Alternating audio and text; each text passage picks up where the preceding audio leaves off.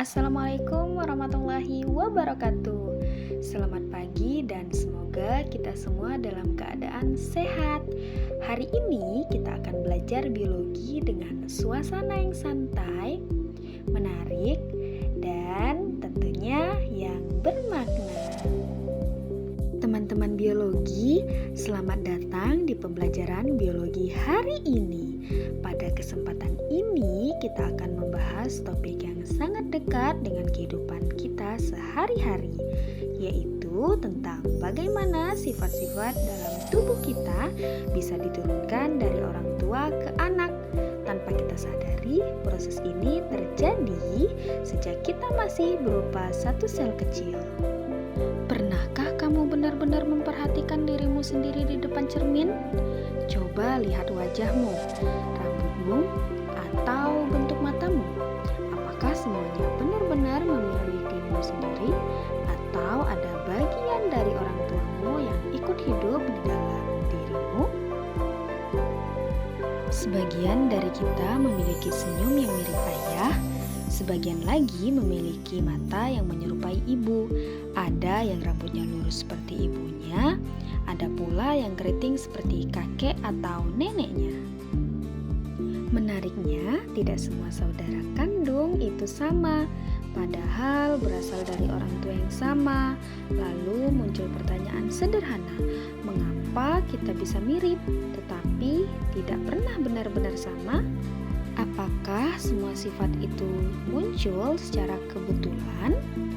Ataukah sebenarnya ada aturan yang mengaturnya dengan sangat rapi?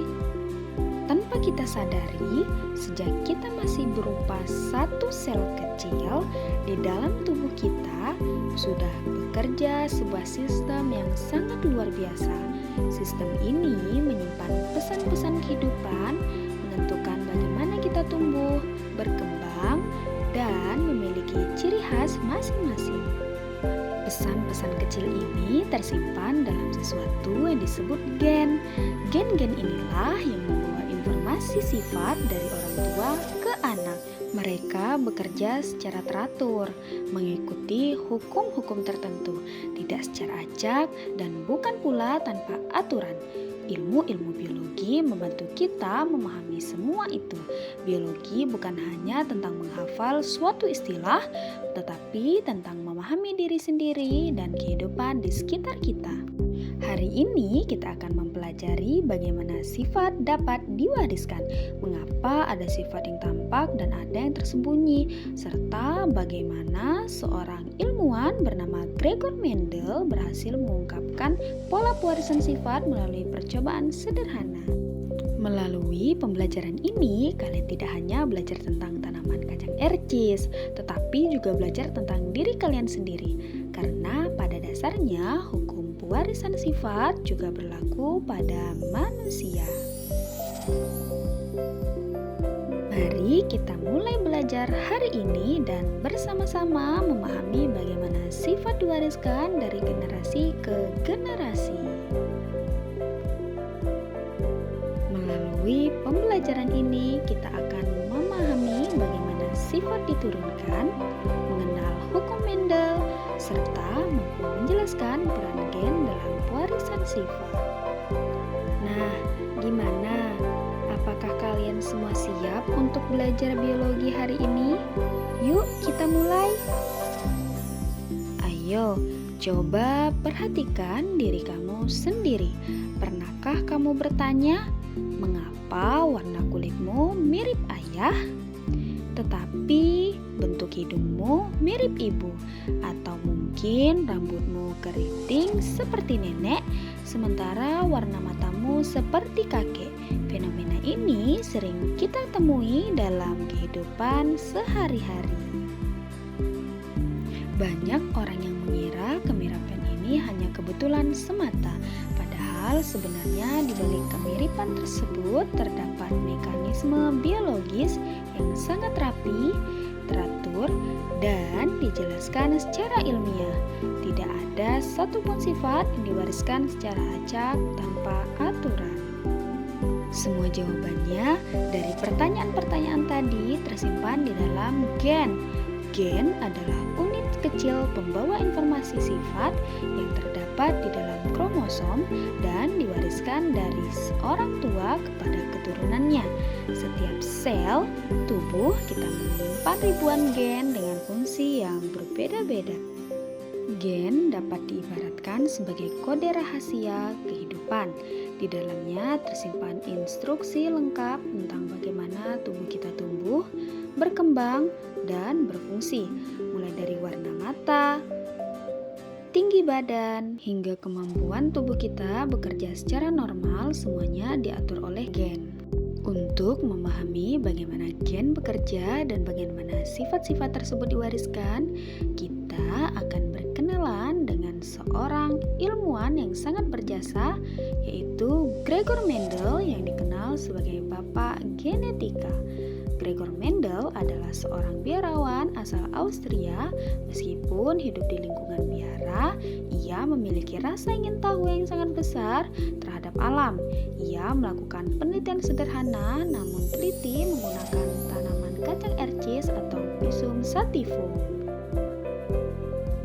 Dengan penemuan Mendel inilah yang menjadi dasar lahirnya, yaitu hukum pewarisan sifat. Hukum-hukum yang tersebut hingga kini masih digunakan untuk memahami genetika pada tumbuhan, hewan, bahkan manusia. Jadi, melalui kisah dan eksperimen sederhana Gregor Mendel, kita akan melihat bahwa pewarisan sifat bukanlah sesuatu yang misterius. Melalui proses inilah yang bisa dipelajari dan dipahami. Mari kita mulai pembelajaran perjalanan mengenal hukum pewarisan sifat bersama Mendel.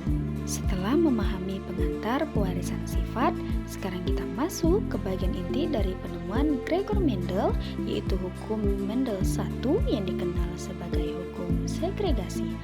Untuk memahami hukum ini, Mendel tidak langsung menggunakan teori rumit, melainkan melakukan percobaan sederhana namun sangat sistematis. Gregor Mendel memilih tanaman kacang ercis sebagai objek penelitiannya karena memiliki banyak keunggulan.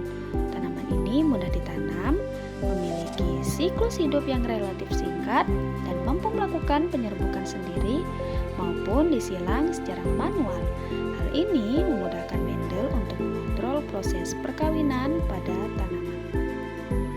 Selain itu, tanaman kacang ercis memiliki sifat yang sangat kontras dan mudah diamati. Misalnya, bentuk biji bulat dan keriput,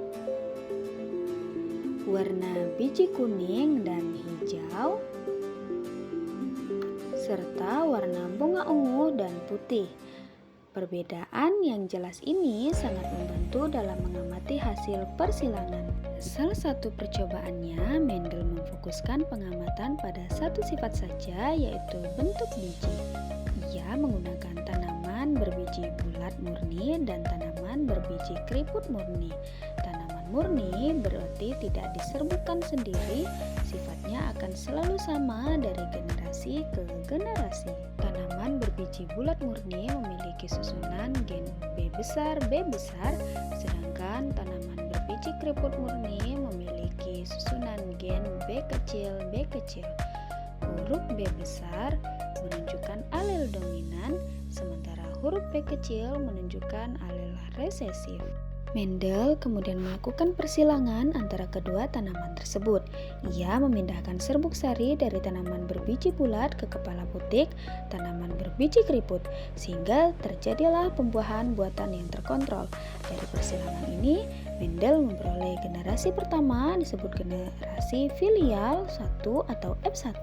Ketika biji hasil persilangan ini tumbuh dan diamati, Mendel menemukan sesuatu yang sangat menarik. Seluruh tanaman F1 menghasilkan biji bulat, tidak ada satupun biji keriput yang muncul. Hasil ini tampak seolah-olah sifat keriput menghilang sepenuhnya. Dari sini Mendel menyimpulkan bahwa sifat biji bulat bersifat dominan, artinya sifat ini dapat menutupi ekspresi sifat biji keriput yang bersifat resesif. Namun Mendel tidak berhenti sampai di sini. Untuk membuktikan bahwa sifat keriput benar-benar hilang atau hanya tersembunyi, Mendel melakukan percobaan dengan menyilangkan tanaman F1 dengan sesamanya. Persilangan ini disebut dengan persilangan F1 disilangkan dengan F1. Dari persilangan ini terbentuklah generasi kedua atau F2. Pada generasi inilah Mendel menemukan hasil yang sangat penting dan menjadi dasar hukum segregasi. Ketika biji F2 diamati, Mendel menemukan dua bentuk biji, yaitu biji bulat dan biji keriput. Artinya, sifat keriput yang tidak muncul di generasi F1 ternyata muncul kembali di generasi F2. Mendel kemudian menghitung jumlah masing-masing bentuk biji dengan sangat teliti. Dari ratusan tanaman yang diamati, ia menemukan pola yang konsisten. Perbandingan yang diperoleh adalah sekitar 3 tanaman berbiji bulat dibandingkan 1 tanaman berbiji keriput. Rasio ini dikenal sebagai rasio fenotip 3:1. Berdasarkan hasil tersebut, Mendel menyimpulkan bahwa setiap sifat dikendalikan oleh sepasang faktor keturunan yang sekarang kita sebut sebagai alel. Setiap individu membawa 2 alel untuk setiap sifat. 1 alel diperoleh dari induk jantan dan 1 alel diperoleh dari induk betina. Kedua alel ini tidak bercampur, melainkan tetap utuh sebagai satuan informasi. Ketika organisme membentuk sel kelamin atau gamet, misalnya sabuk sari dan sel telur pada tumbuhan, kedua alel tersebut akan berpisah secara acak. Setiap gamet hanya membawa 1 alel. Proses pemisahan alel inilah disebut dengan segregasi. Segregasi memastikan bahwa setiap keturunan memiliki kombinasi alel yang baru dan unik. Kesimpulan dari seluruh percobaan ini dirumuskan sebagai hukum Mendel I atau hukum segregasi. Hukum ini menyatakan bahwa pasangan alel akan berpisah saat pembentukan gamet. Hukum segregasi menjelaskan mengapa sifat resesif yang sempat tidak tampak pada generasi F1 dapat muncul kembali pada generasi F2. Sifat tersebut sebenarnya tidak hilang, hanya tersembunyi. Dengan demikian, hukum Mendel I menjadi dasar penting dalam memahami pewarisan sifat pada makhluk hidup, termasuk manusia. Hukum ini menunjukkan bahwa pewarisan sifat mengikuti aturan yang jelas dan dapat dipelajari secara ilmiah. Gregor Mendel tidak menghentikan penelitiannya hanya pada pewarisan satu sifat saja. Ia menyadari bahwa setiap makhluk hidup memiliki banyak sifat yang muncul secara bersamaan, seperti warna, bentuk, ukuran, dan karakter lainnya. Kesadaran ini mendorong Mendel untuk mempelajari bagaimana dua sifat dapat diwariskan secara bersamaan dalam satu proses persilangan. Pada hukum Mendel II, hukum asortasi bebas. Dalam penelitiannya, Mendel memilih tanaman ercis karena memiliki sifat-sifat yang kontras dan mudah diamati. Dua sifat yang dipilih adalah bentuk biji dan warna biji. Bentuk biji pada tanaman ercis dapat berupa bulat atau keriput, sedangkan warna biji dapat berupa kuning atau hijau. Perbedaan inilah yang sangat jelas sehingga memudahkan pengamatan Gregor Mendel. Melalui percobaan ini, Mendel ingin mengetahui apakah gen yang mengatur bentuk biji akan memengaruhi gen yang mengatur warna biji. Jika gen-gen tersebut saling memengaruhi, maka kombinasi sifat yang muncul akan terbatas. Namun, jika tidak, maka akan muncul banyak variasi. Untuk membuktikannya, Mendel melakukan persilangan dihibrid antara tanaman ercis berbiji bulat kuning dan tanaman ercis berbiji keriput hijau yang bersifat murni. Setelah dilakukan persilangan, seluruh keturunan generasi pertama menunjukkan sifat biji bulat dan berwarna kuning. Hal ini menunjukkan bahwa sifat bulat dan kuning bersifat dominan. Namun, Mendel tidak berhenti pada generasi pertama. Ia melanjutkan pengamatan pada generasi kedua yang dihasilkan pada persilangan F1. Pada generasi kedua inilah Mendel menemukan hasil yang jauh lebih beragam dibandingkan generasi sebelumnya. Biji pada generasi F2 tidak hanya bulat kuning, tetapi juga bulat hijau, keriput kuning, dan keriput hijau. Munculnya keempat kombinasi ini menunjukkan bahwa gen bentuk biji dan gen untuk warna biji tidak diwariskan secara bersamaan. Mendel kemudian menghitung jumlah masing-masing kombinasi sifat tersebut dengan sangat teliti. Dari perhitungan ini, ia menemukan adanya pola rasio fenotip yang konsisten dan berulang, yaitu 9:3:3:1. Rasio ini hanya dapat terjadi jika gen-gen tersebut berpindah secara bebas saat membutuhkan gamet. Artinya, gen dengan bentuk biji memiliki peluang yang sama untuk bergabung dengan gen warna biji manapun. Proses ini terjadi pada tahap pembentukan gamet melalui yaitu pembelahan meiosis. Pada saat meiosis, pasangan kromosom akan berpisah dan tersusun kembali secara acak. Inilah yang menyebabkan terbentuknya berbagai kombinasi gen dalam sel kelamin. Prinsip pewarisan generasi yang berpindah secara bebas ini disebut sebagai hukum asortasi bebas. Hukum asortasi bebas juga dikenal sebagai hukum Mendel II.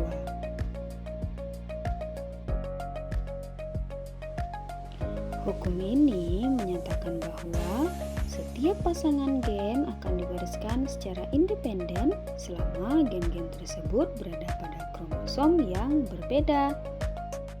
Penemuan ini menjelaskan mengapa keturunan variasi sifat memiliki variasi yang sangat beragam. Semakin banyak sifat yang terlibat, semakin besar pula variasi yang mungkin muncul. Hukum Mendel II menjadi dasar penting dalam ilmu generasi genetika modern. Penelitian ini membantu ilmuwan memahami pewarisan sifat yang terjadi pada tumbuhan, hewan, dan manusia. Dengan demikian, hukum Mendel II menjelaskan bahwa keanekaragaman makhluk hidup berasal dari kombinasi gen yang beragam. Sekarang kita akan memahami dua istilah yang sangat penting dalam ilmu genetika, yaitu alel dominan dan alel resesif. Kedua alel ini berperan besar dalam menentukan apakah suatu sifat akan tampak secara langsung atau justru tersembunyi dalam diri individu. Konsep ini menjadi dasar untuk memahami pewarisan sifat pada makhluk hidup. Dalam genetika, alel dapat diartikan sebagai bentuk alternatif dari suatu gen. Setiap sifat yang kita miliki, seperti tinggi badan atau warna mata, dikendalikan oleh sepasang alel. Satu alel diperoleh dari ayah dan satu alel diperoleh dari ibu. Untuk memudahkan penulisan dan pemahaman, alel biasanya dilambangkan dengan huruf. Huruf besar digunakan untuk menandakan alel dominan, sedangkan huruf kecil digunakan untuk menandai alel resesif. Perbedaan huruf ini memiliki makna yang sangat penting dalam genetika. Alel dominan adalah alel yang sifatnya selalu tampak pada individu, meskipun hanya terdapat pada sel satu alel yang dominan dalam pasangan gen. Selama alel dominan ada, sifat yang dikendalikan akan muncul pada fenotip organisme. Alel dominan dapat dianalogikan seperti lampu yang terang menyala. Ketika lampu tersebut menyala, cahayanya akan langsung terlihat dan mendominasi ruangan, sehingga menutupi cahaya yang lebih redup. Berbeda dengan alel dominan, alel resesif adalah alel yang sifatnya tersembunyi dan tidak tampak jika ada alel dominan. Alel resesif dapat diibaratkan seperti bayangan. Bayangan baru akan terlihat jelas ketika tidak ada cahaya terang yang menutupinya. Dengan kata lain, alel resesif hanya akan tampak jika ada alel dominan. Sebagai contoh, pada tanaman sifat tinggi dikendalikan oleh alel T besar yang bersifat dominan, sedangkan sifat pendek dikendalikan oleh alel T kecil yang bersifat resesif. Hubungan dominan dan resesif ini menentukan tinggi tanaman yang terlihat. Karena setiap individu memiliki dua alel untuk satu sifat, maka kombinasi genetik yang mungkin terbentuk adalah T besar, T besar, T besar, T kecil, T kecil, T kecil. Kombinasi inilah yang disebut sebagai genotip.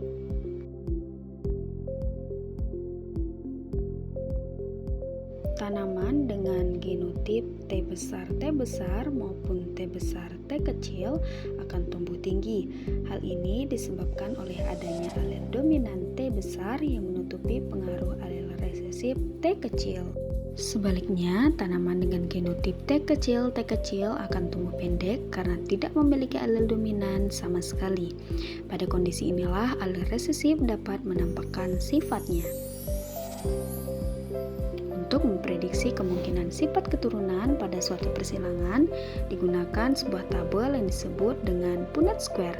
Tabel ini membantu kita melihat semua kegiatan atau kemungkinan kombinasi alel.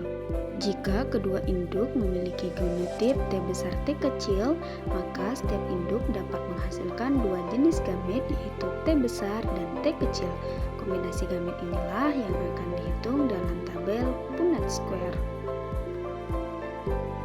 Dari persilangan tersebut diperoleh kemungkinan genotip keturunan berupa T besar, T besar, T besar, T kecil, T besar, T kecil, dan T kecil, T kecil. Setiap kombinasi memiliki peluang yang sama untuk muncul. Berdasarkan hasil tersebut dapat disimpulkan bahwa 3 keturunan akan memiliki sifat tinggi, sedangkan yang 1 keturunan akan memiliki sifat pendek. Inilah rasio fenotip 3:1. Dalam satu keluarga, sifat resesif seringkali tidak terlihat pada satu generasi karena tertutupi oleh alel dominan. Hal ini dapat membuat sifat tersebut seolah-olah menghilang. Namun, sifat resesif tersebut sebenarnya tetap diwariskan dan dapat muncul kembali pada generasi berikutnya apabila ketemu dengan alel resesif lainnya.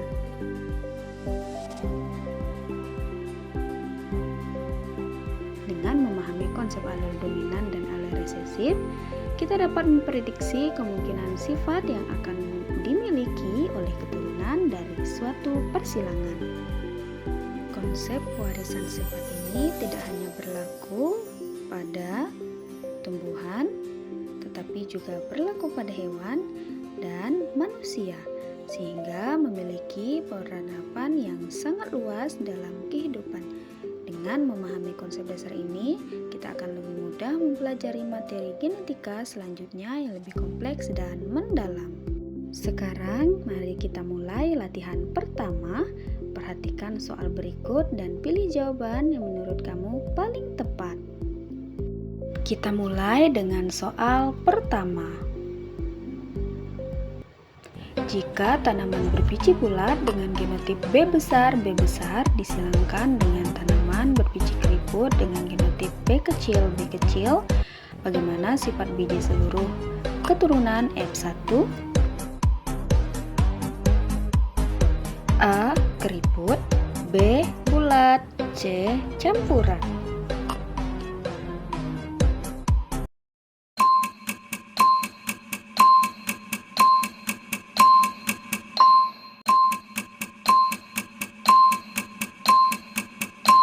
Jawaban yang benar adalah B, yaitu bulat. Hal ini karena alel bulat bersifat dominan terhadap alel keriput. Sekarang kita lanjut ke soal nomor 2. Bacalah soal berikut dengan cermat. Alel yang selalu menampakkan sifatnya meskipun hanya ada satu alel dalam pasangan gen disebut alel. Pilihan jawabannya adalah A. Resesif, B. Campuran, C. Dominan.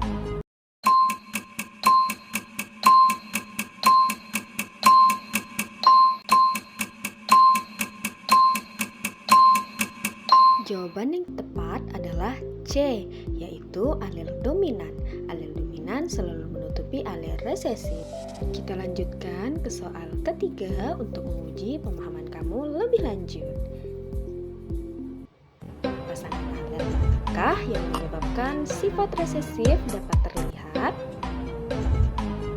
Pilihan jawabannya adalah A. T besar T besar, B. T besar T kecil, C. T kecil T kecil.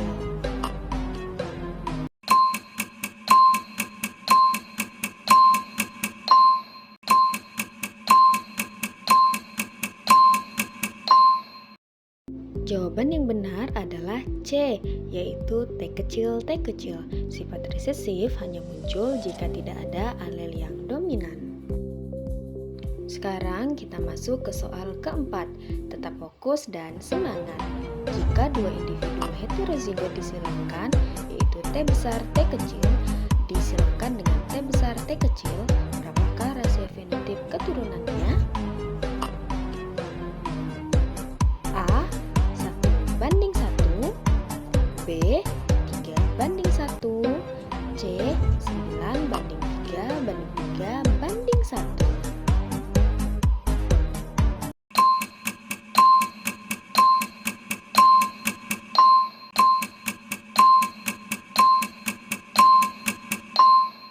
Jawaban yang benar adalah B, yaitu 3:1. 3 individu tinggi dan 1 individu pendek. Kita lanjutkan ke soal terakhir sebagai penutup latihan. Alat yang digunakan untuk memprediksi kemungkinan genotip dan fenotip keturunan disebut dengan. Pilihan jawabannya adalah A. Mikroskop, B. Punnett square, atau C. Kromosom.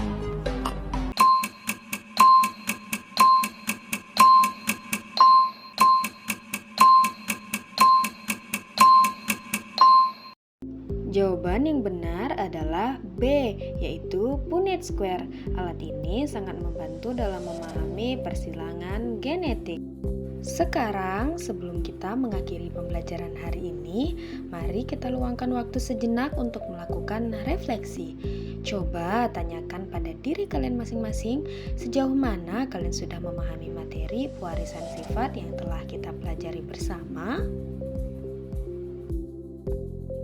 Hari ini kita telah mempelajari bagaimana sifat dapat diturunkan dari orang tua kepada keturunannya melalui gen. Kita juga telah mengenal peran Gregor Mendel serta memahami hukum Mendel 1 tentang segregasi alel dan hukum Mendel 2 tentang asortasi bebas. Coba kita renungkan, apakah kalian sudah mampu membedakan antara genotip dan fenotip? Apakah kalian sudah memahami mengapa sifat resesif dapat tersembunyi pada satu generasi, tetapi muncul kembali pada generasi berikutnya? Setiap orang memiliki cara belajar yang berbeda. Mungkin ada di antara kalian yang lebih mudah memahami materi melalui gambar dan animasi, sementara yang lain lebih terbantu melalui penjelasan lisan atau latihan soal. Semua proses belajar itu sama-sama penting. Sekarang kita coba hubungkan materi hari ini dengan kehidupan di sekitar kita. Mengapa saudara kandung bisa memiliki wajah atau sifat yang berbeda? Mengapa ada sifat tertentu yang dimiliki oleh beberapa anggota keluarga saja? Semua pertanyaan itu dapat dijelaskan melalui konsep pewarisan sifat yang telah kita pelajari.